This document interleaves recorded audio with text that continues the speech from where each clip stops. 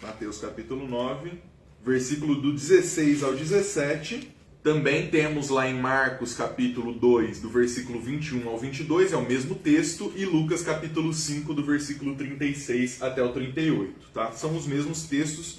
Nós vamos ler do versículo 10, então Mateus capítulo 9, do versículo 10 até o versículo de número 17, porque fazem parte do mesmo contexto, tá?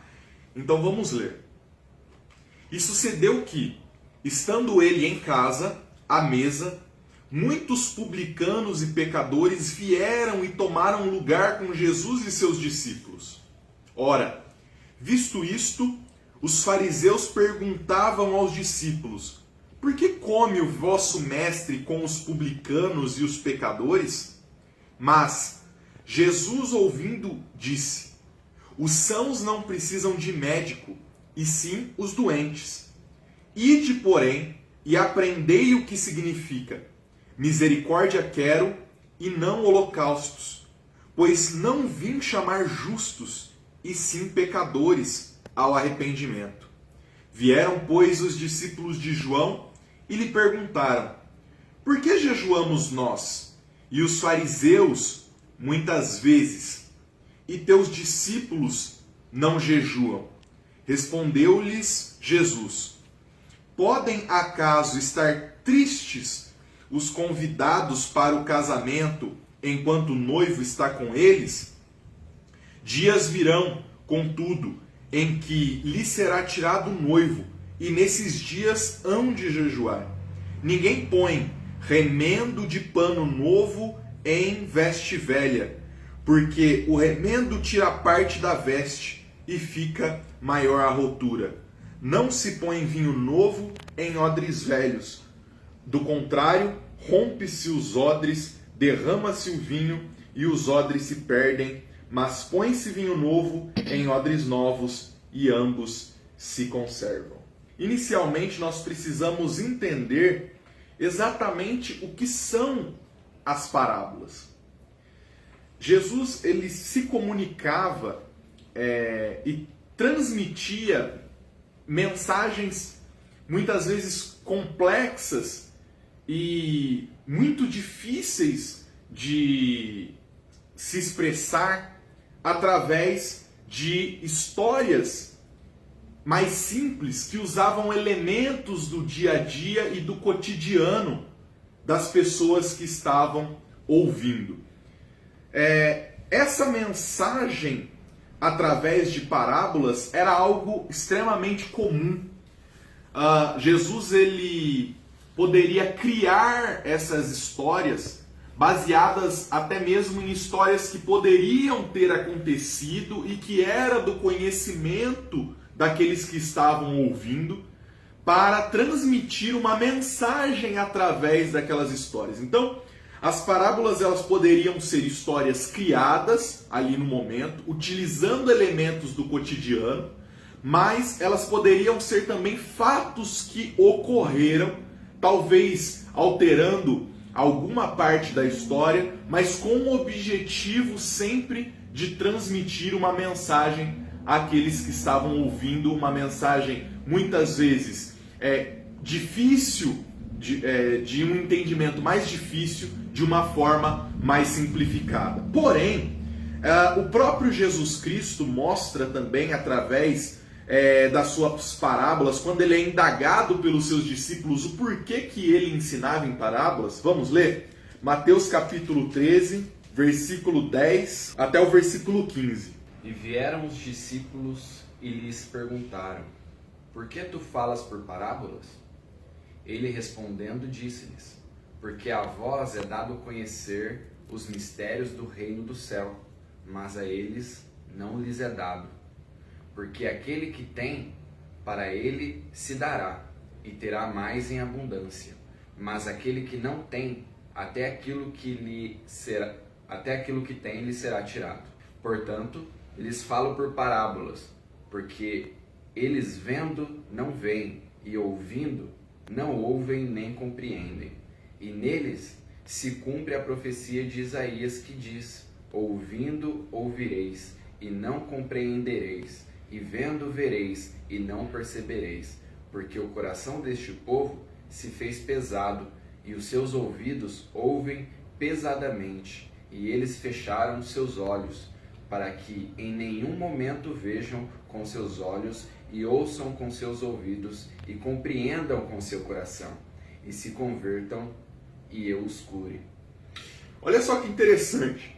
Então observa, Luan, que Jesus, ele, ao mesmo tempo que ele está falando para os discípulos, olha, eu falo em parábolas para que vocês entendam, ele diz, eu falo em parábolas também para que eles não entendam. Então o objetivo de Jesus ao falar em parábolas era duplo. Era para que aqueles que estavam com o coração empedrado, desviado, distante, não compreendessem aquilo que ele falava.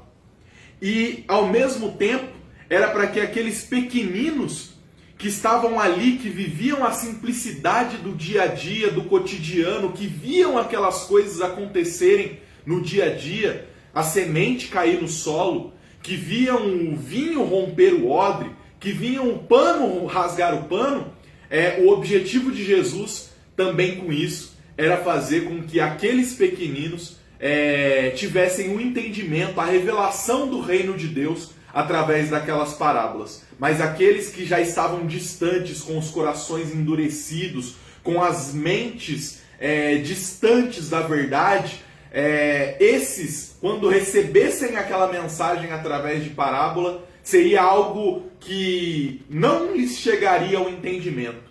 E aí Jesus diz, eles vão ouvir com os ouvidos, mas o coração deles não vai conseguir processar aquela mensagem. O entendimento deles não vai conseguir processar aquela mensagem para fazer com que eles se convertam. Então, ao mesmo tempo que aquela mensagem transmitia o entendimento do reino para o simples, ele trazia o não entendimento para aqueles que eram os doutores da lei, os escribas, aqueles que tinham o conhecimento, mas que estavam distantes de Deus.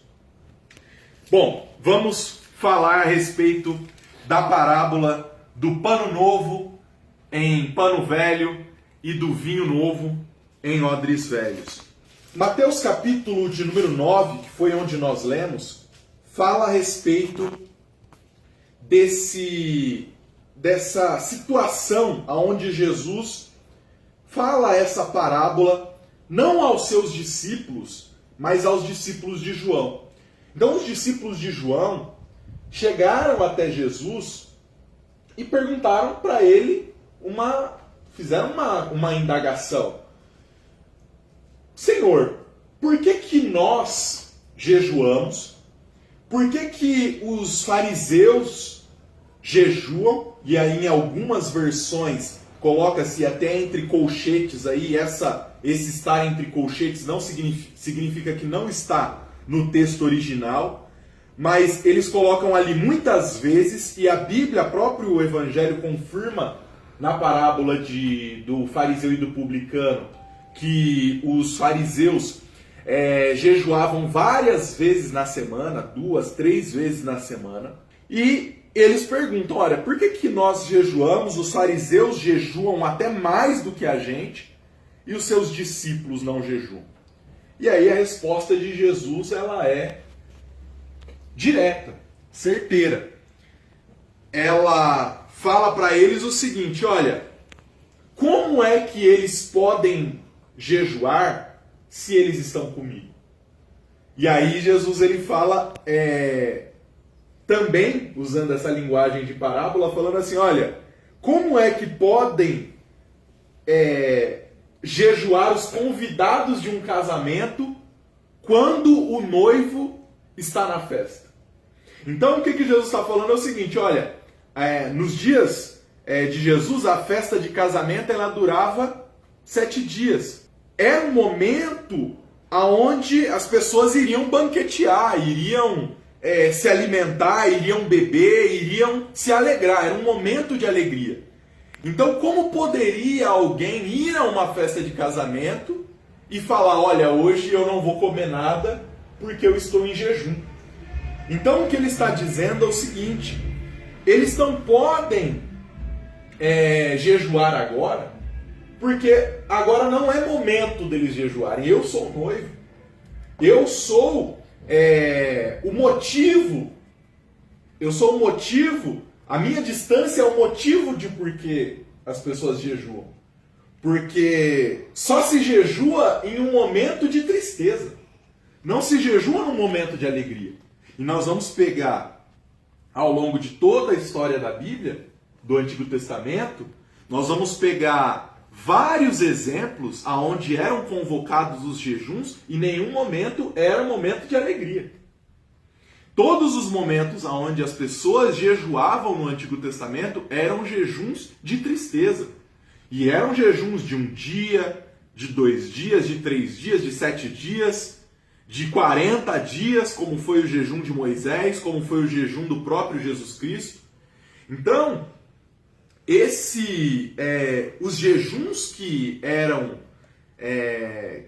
convocados eram jejuns em momentos de tristeza. E naquele momento não era momento de tristeza, era um momento de alegria. Então, por isso, os discípulos de Jesus não precisavam jejuar. Mas Jesus disse que em algum momento lhe seria tirado o noivo e aí sim eles deveriam jejuar. Porque aí a alegria daqueles discípulos, a alegria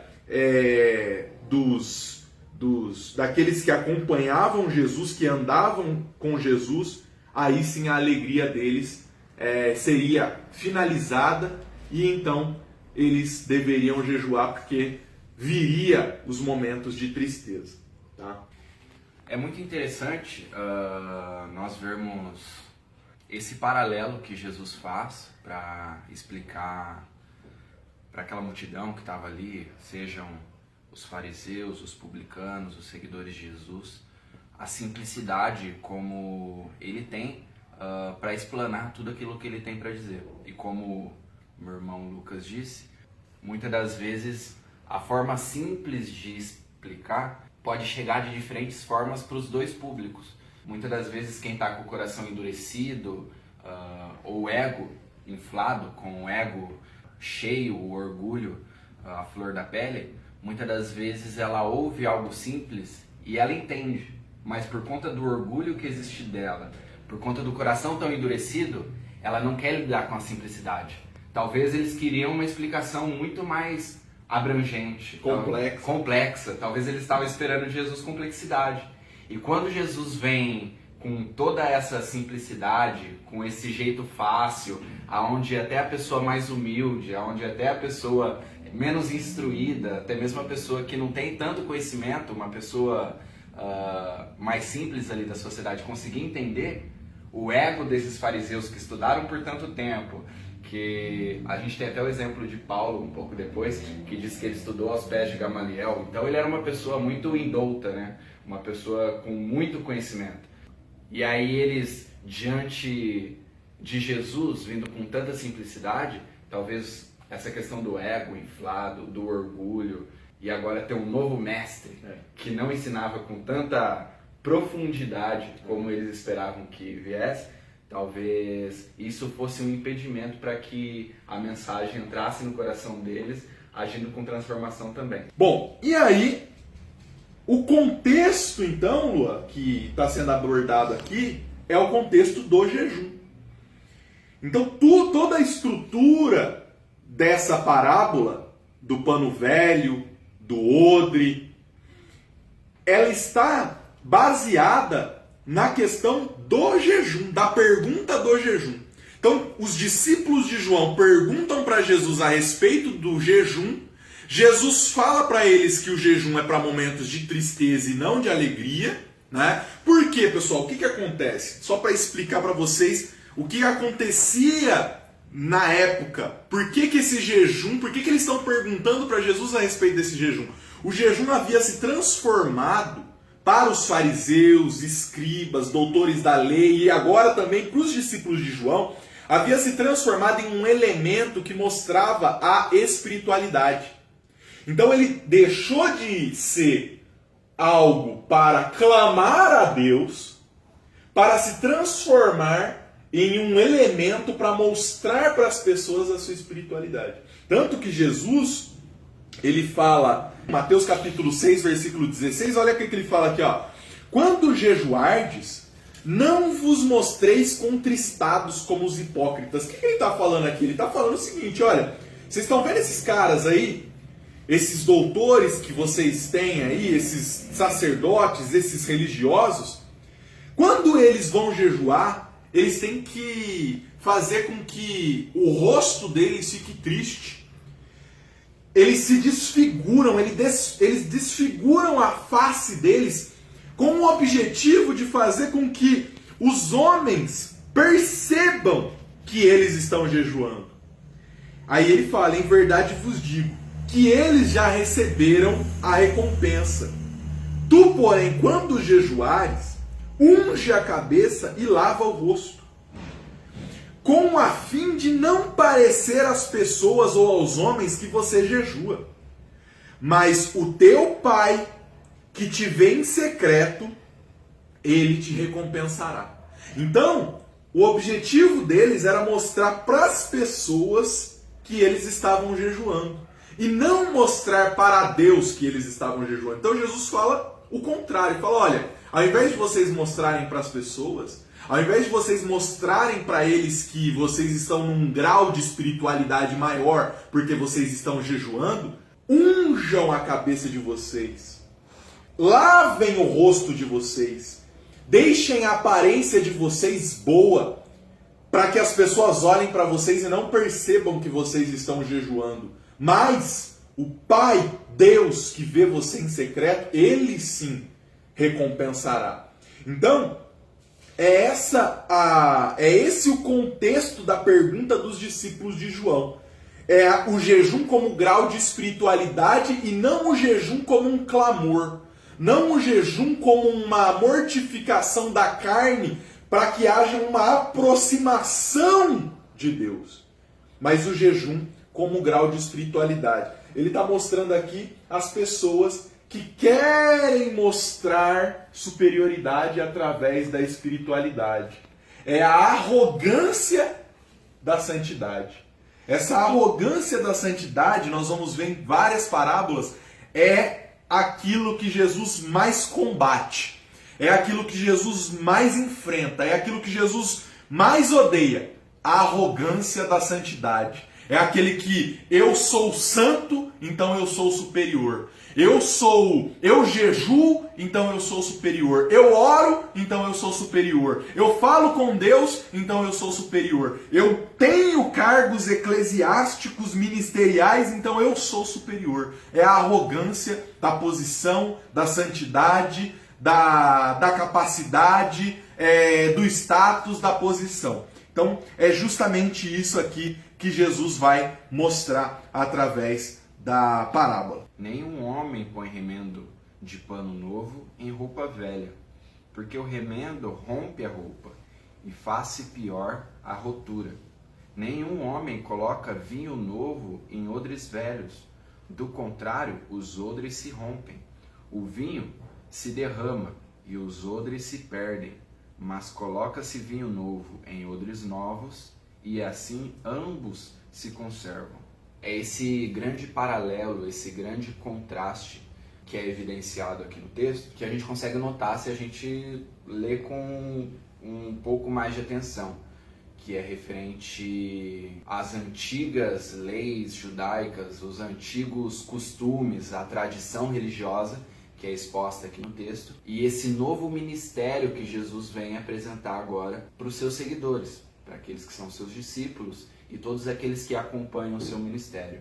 A palavra de Deus vai nos dizer, em Hebreus 3, por isto, irmãos santos, participantes do chamado celestial, considerai o apóstolo e sumo sacerdote de nossa confissão, Cristo Jesus, o qual foi fiel àquele que o constituiu, e como Moisés também foi em toda a sua casa, porque este homem foi considerado de maior glória do que Moisés, porque aquele que construiu a casa tem mais honra do que a casa. Aqui, ou seja, a gente está falando da honra que Cristo recebeu, desse novo ministério, dessa nova aliança que é muito mais excelente, que ele vem nos apresentar agora em Cristo, nele. Esse novo ministério que está sendo instaurado agora. Ou seja, aqui está falando que o que Moisés construiu, aquilo que Moisés trouxe, era só uma sombra do que seria revelado em Cristo. Mas aqui no texto de Mateus, Marcos e Lucas, essa parábola que a gente vê e esse questionamento que os fariseus fazem, fica muito evidente que os fariseus estão presos àquilo que Moisés ensinou, aquilo que todos os outros profetas trouxeram e tudo aquilo que os outros profetas construíram. Mas na verdade os profetas não chegaram a construir nada. O construtor na verdade é aquele que viria, que é o próprio Cristo. E em toda a Bíblia, em várias outras parábolas, a gente vai ver esse contraste. Paralelo entre lei e graça. Esse paralelo entre lei e graça. E a gente sempre vai ver os fariseus muito presos a essa antiga forma de espiritualidade, a essas antigas tradições, a esses antigos costumes que eles entendiam que trazia vida para eles, mas na verdade estava trazendo condenação. Costume como muitas das vezes chegaram a questionar Jesus sobre costumes como lavar as mãos. E eles achavam que eles estavam sendo contaminados, mas na verdade eram eles que estavam trazendo contaminação e divisão no meio do povo por conta de tudo isso.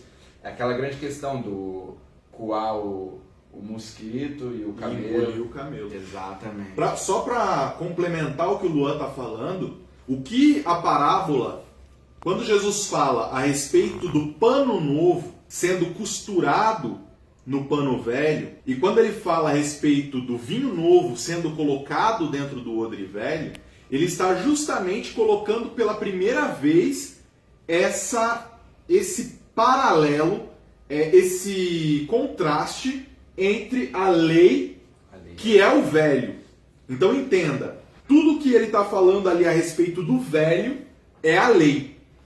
São os profetas, são os costumes, é a doutrina dos fariseus, é a doutrina dos judeus. E quando ele fala a respeito do novo, ele está falando a respeito da nova aliança. Ele está falando a respeito do Novo Testamento, ele está falando a respeito do Evangelho, ele está falando a respeito da graça de Deus. Então, ele está fazendo esse paralelo entre a lei e a graça através do pano novo, do pano velho e do odre novo, do vinho novo e do vinho velho. Então olha só que interessante esse paralelo que vai se iniciar ali através daquela parábola, vai acompanhar o Novo Testamento do início até o fim. Tanto que quando a gente pega lá Romanos capítulo 7, versículo de número 6, ele fala assim, olha, agora porém, libertos da lei, estamos mortos para aquilo que estávamos sujeitos.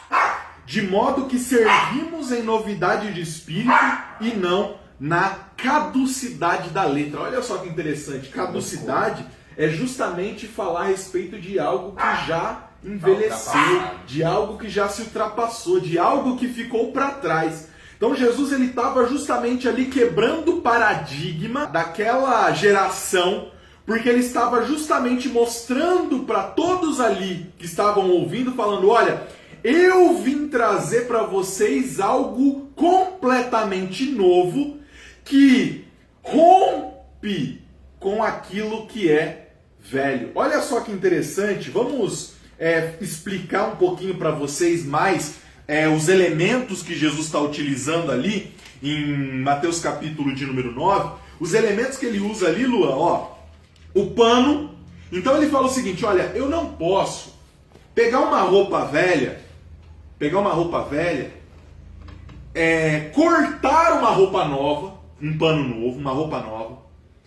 Essa roupa velha ela teve um rasgo. E aí eu corto um pano novo e costuro nessa roupa velha. Costuro esse pano na roupa velha. Eu não posso fazer isso. Por quê? Porque o pano novo, ele é mais forte do que o pano velho. O pano velho ele já está esgarçado. O pano velho ele já está flexível. ele já tem uma elasticidade muito maior. Já o pano novo, não. Tanto que quando você compra uma roupa nova, às vezes ela, né, dá aquela apertadinha, mas depois ela folga no corpo. Então o que ele está dizendo é o seguinte, olha, essa mesma folga que o pano velho tem, o pano novo ainda não tem. Então ele tem as propriedades ali do tecido ainda estão muito rígidas. E o que vai acontecer? O que vai acontecer é que no dia a dia, na hora que você estiver trabalhando, na hora que você for fazer um movimento brusco que vai precisar aquele pano novo tenha uma elasticidade maior, ele não vai ter. E ele vai rasgar o pano velho. Ou seja, quando você costura uma roupa velha com um pano novo, a tendência da roupa velha é rasgar. Porque a força do novo rasga, rompe o velho. Então olha só que interessante o que Jesus está falando. Ele está falando o seguinte, olha, eu estou trazendo uma mensagem para vocês que não é possível remendar. Eu estou trazendo uma mensagem para vocês que não é possível conciliar aquilo que os fariseus falam, os costumes que eles têm, as maneiras, as práticas que eles têm, a lei mosaica. Eu não consigo conciliar o novo, aquilo que eu estou dizendo, aquilo que eu estou trazendo com o velho, que é aquilo que já passou. Então, não é possível fazer um remendo daquilo que eu estou falando com aquilo que eles pregaram. Não é possível fazer um remendo daquilo que eu estou transmitindo para vocês com aquilo que eles doutrinaram vocês. Então, por quê? E aí é interessante isso. É disso que eu gosto, que é isso que eu estava falando para você antes. É a força que tem o novo. O novo é tão forte, o novo é tão tão superior àquilo que foi falado no passado, que eu não posso conciliar um com o outro, porque se eu tentar conciliar, o novo rasga o velho. Ele destrói, ele acaba, ele aumenta ainda mais a rotura do velho. E isso é muito interessante. E outra coisa interessante também é ele mostrar, olha, a roupa que vocês estão usando está rasgada. A roupa que vocês estão usando está rasgada. Esse Antigo Testamento, esse Velho Testamento, essa antiga doutrina, esse antigo costume, essa lei de Moisés, ela está rasgada. E o que eu estou trazendo para vocês não é para vocês pegarem, rasgarem um pedacinho e colocar. Não, é tudo novo. Você tem que pegar essa roupa velha, tirar e colocar a roupa nova. Não vai adiantar o que eu estou falando aqui, vocês tentar aplicar no dia a dia de vocês e continuar vivendo a lei, o velho. Com a roupa nova, que não vai dar certo. E aí ele fala também do odre. O odre é mais interessante porque ele fala a respeito do vinho novo. E aí ele fala assim, olha, eu não posso pegar um vinho novo e colocar ele dentro do odre velho. O que é o odre? O odre, pessoal, ele era um recipiente feito de couro de animal, de pele de animal. Então você pegava o animal, abatia ele e fazia um tratamento naquele couro para que ele ficasse resistente, né, ao líquido dentro, não vazasse nada. Esse couro, ele era utilizado porque ele garantia a temperatura do líquido que você colocava ali dentro. Então, no calor de 40 graus na sombra que eles estavam ali, eles usavam o odre, colocavam água, colocavam vinho dentro do odre, e o odre mantinha a temperatura, né? Uma temperatura mais baixa, aquele líquido que estava ali dentro. Então ele era um protetor térmico e também um recipiente. Porém, era muito utilizado também para o processo de fermentação do vinho. Então, eles colocavam o vinho dentro do odre e o vinho fermentava dentro do odre. Só que o que acontece? Quando você coloca o vinho dentro do odre e o vinho fermenta dentro do odre, ele expande. Porque o processo de fermentação, ele produz gases e o vinho o odre expandia. Então, se você colocasse um vinho novo dentro de um odre novo, o odre novo iria se adaptar à expansão, à fermentação gerada pelo vinho. Porém, o odre, depois que ele já tinha passado por aquele processo de fermentação, ele só era utilizado para carregar água. Porque se eu pegasse um novo vinho e colocasse dentro daquele odre que já havia sido utilizado, ele era igual uma bexiga. Quando você você aumenta, né? Você coloca ar dentro da bexiga e a bexiga ela aumenta de tamanho, e depois quando ela volta, ela nunca mais retorna àquela mesma propriedade, à mesma forma original. Então, o que acontecia? Se eu colocasse um vinho novo dentro de um odre que já havia sido utilizado para um outro vinho, os gases produzidos pelo vinho novo, no processo de fermentação, ele iria expandir o odre a ponto dele romper.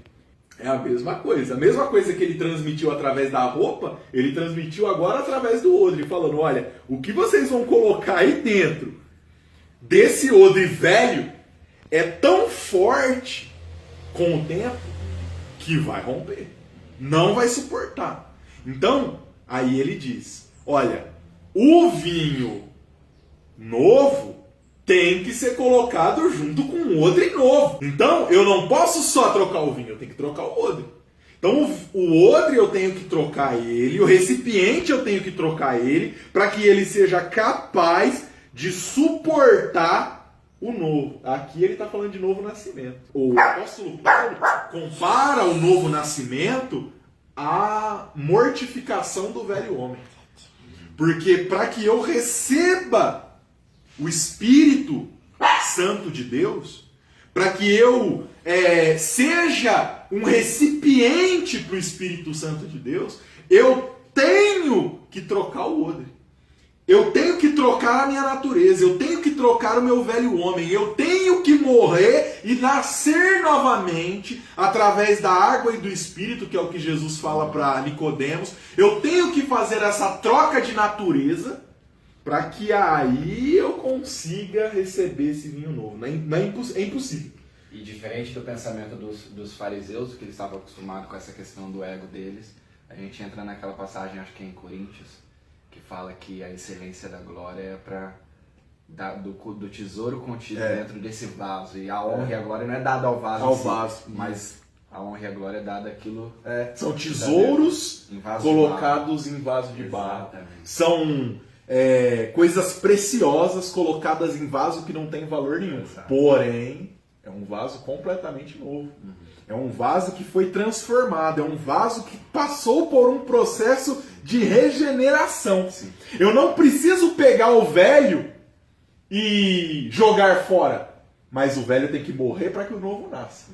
O odre velho, ele tem que acabar na minha vida para que aí sim eu seja uma nova propriedade, um novo recipiente para armazenar aquele vinho novo, que é o vinho do Evangelho, que é o vinho do Novo Testamento, que é o vinho da Nova Aliança. As pessoas elas confundem muito, e hoje infelizmente nós estamos vivendo um tempo muito complicado, porque nós queremos viver na lei, mas com alguns remendos de graça. Então a gente quer viver a lei, a gente quer viver debaixo da lei, a gente quer viver culpado pela lei, a gente quer viver julgado pela lei, a gente quer julgar a partir da lei, a gente quer viver a arrogância da santidade gerada pela lei, mas a gente não quer abandonar completamente a graça. Alguns remendinhos de graça eu coloco ali para que a lei em mim tenha um sabor mais adocicado. Quando o sapato aperta, eu penso na graça. Quando o sapato aperta, eu penso na graça. Mas no meu dia a dia eu vivo a lei. Então eu julgo conforme a lei, eu aponto conforme a lei, eu sou superior porque eu cumpro a lei, eu me acho melhor porque eu sou cumpridor da lei, mas quando eu preciso de um pouquinho de graça, eu tenho lá os meus remendinhos de graça. É como alguns salmos dizem, né? Referente à força do nosso braço, referente à confiança no nosso cavalo. Alguns salmos vai dizer que nós não vencemos a batalha pela força do nosso braço, ou por nossa agilidade com o nosso arco, ou o nosso cavalo em si. Ou seja, enquanto o meu cavalo suporta a batalha, enquanto o meu braço forte aguenta, eu tô indo pra cima. Gostaria de ler alguns versículos aqui. Tá em Hebreus, capítulo de número 7, a partir do versículo 18. Hebreus 7, versículo 18. Porque há verdadeiramente uma anulação do mandamento anterior, por conta de sua fraqueza e ineficácia. Porque a lei não aperfeiçoou coisa alguma, mas o fez a introdução de uma melhor esperança pela qual nos aproximamos de Deus. Ou seja, aqui no texto está falando que verdadeiramente existe uma anulação do que é antigo. Existe um cancelamento daquilo que ficou para trás, daquilo que é antigo. A lei, ela é Paulo chama ela de o aio, né? O aio significa aquela pessoa que cuidava de criança, né? Então a lei, ela foi o cuidador da graça. Mas o mais importante não era o aio, era de quem o aio estava cuidando. Sim. Então ele é um antecessor. Sim. Mas o mais importante era a graça. Eu acho que essa passagem é aquela passagem onde diz referente ao escravo e ao filho. É isso mesmo. Que fala que enquanto o filho não atinge a maturidade, ele é como o escravo, ele não tem direitos. Apesar de ser dono de tudo, e apesar de ser herdeiro de todas as coisas, ele e o escravo é igual, até que ele não atinge a maturidade. Era necessário que o homem conhecesse a lei. Sim. Era necessário. O problema é você viver na lei enquanto já se tem a graça. Sim. Então, essa visão a gente vai depois entrar mais a fundo do que é essa lei, do que é essa graça. A gente vai entrar mais a fundo, tem muita coisa ainda para a gente estudar, mas só para a gente pontuar, a lei, ela é toda aquela estrutura religiosa criada com o objetivo de condenação. Ela não tinha nenhum objetivo de salvar. Ela tinha o objetivo de mostrar o erro, de apontar o erro. Então a lei, ela não tinha o objetivo de salvar ninguém, mas trazer a condenação do homem. Só através da lei é que o homem olhava para si mesmo e falava: olha, eu sou condenado, eu sou um pecador. Então a lei, ela justamente traz isso, ela só traz a condenação. Ela mostra para o homem o quão pecador ele é. E ela também, quando o homem é cumpridor da lei, faz diferenciação entre o cumpridor e o não cumpridor. É o judeu e o gentil. É o judeu e o samaritano. É o justo e o injusto. A lei mostra o justo e o injusto. A graça mostra que todo mundo é injusto. Mas através do sacrifício de Jesus Cristo, todos nós somos justificados. Então olha só que interessante. Enquanto a lei ela mostra para o homem o quão pecador ele é, a graça pega a ideia do homem de quão pecador ela é e transforma o homem em alguém que vai ser salvo.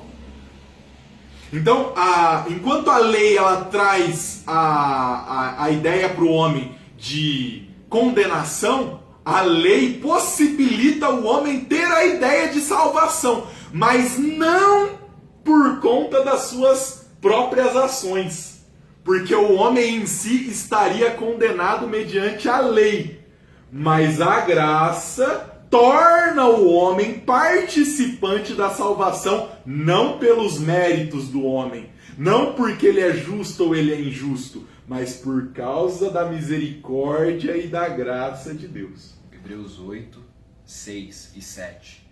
Mas agora alcançou ele um ministério mais excelente, quanto também é mediador de um melhor pacto, que foi estabelecido sobre melhores promessas. Porquanto, se o primeiro pacto fosse sem defeito, nenhum lugar se teria buscado para o segundo. E eu gostaria de estar lendo no mesmo capítulo 8, versículo 13. Assim ele diz, um novo pacto. Ele tornou o primeiro obsoleto. Ora, o que se torna obsoleto e envelhecido está pronto para desaparecer.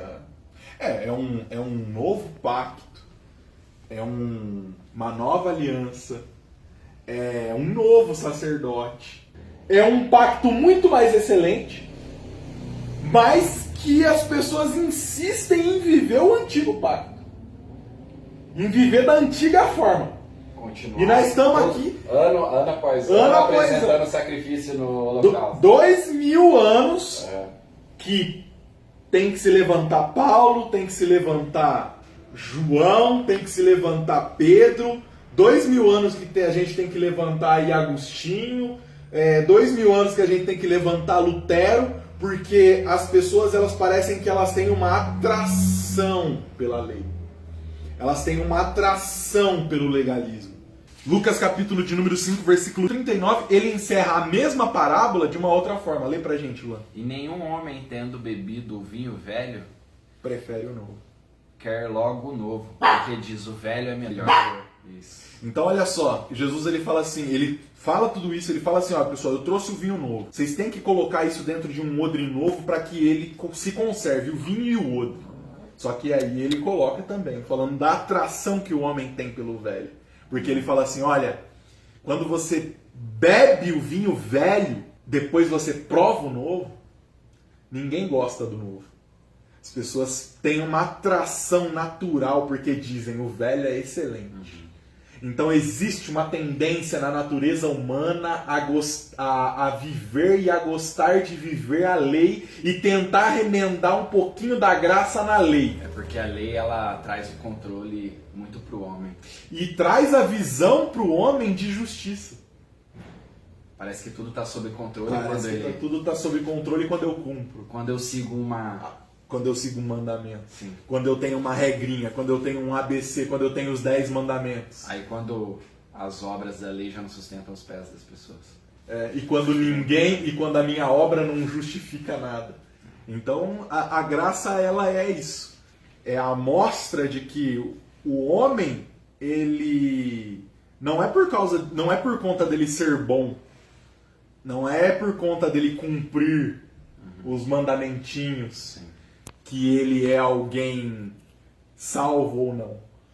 Então a graça ela é essa contradição. Loucura. É essa quebra de paradigma. É o que Jesus está trazendo aqui e é o que a gente vai trazer nas próximas lições. A Tati vai colocar aí pra gente no primeiro comentário, assim que a gente finalizar o vídeo, no primeiro comentário vai estar o link do grupo de estudos. Tá bom? Deus abençoe vocês, pessoal. Até mais!